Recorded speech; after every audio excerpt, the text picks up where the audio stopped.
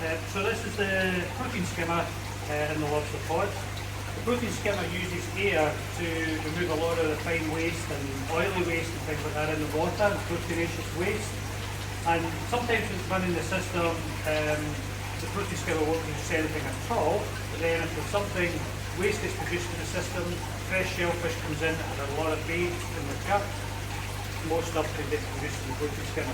When it does get formed in the protein skimmer, it collects in this top here, and you'll see it through the window.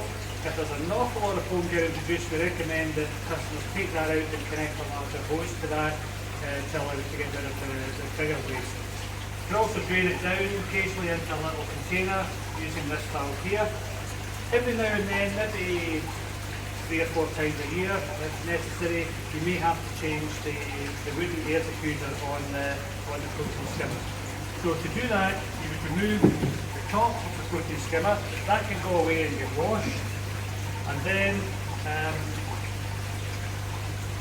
can get access to the inside of the protein skimmer. So have a look in there now.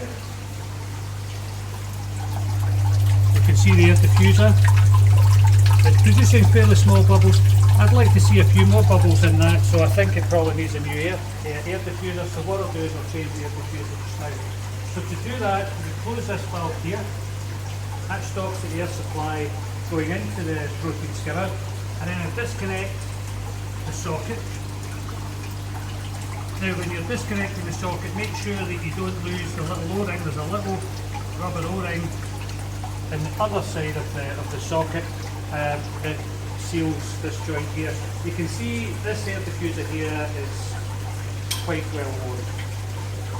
So it's black, it starts to swell up a little bit, it gets a bit murky. So to change it, you unscrew the air diffuser, sit that to the side, and then we take a new one, new air diffuser, and simply thread it back on.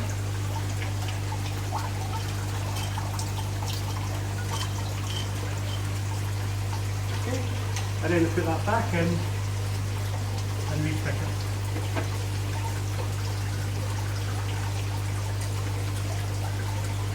So what we might find is that if the system's been running a long time and there's been a lot of lobsters in it, this area can be quite mucky, quite slimy mucky as well, because it collects a lot of oil and things. So we need to be aware of that and give that a clean down.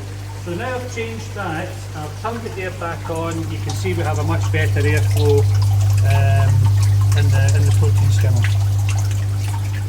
So what I'll do is I'll just give a wipe round over the top.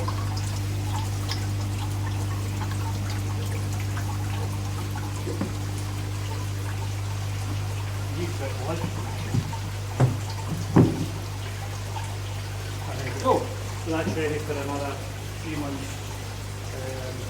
And keep an eye on it to see when the foam's coming up there. If there's an awful lot of foam getting produced, check that there's not a lobster been eaten or some other problem in the system.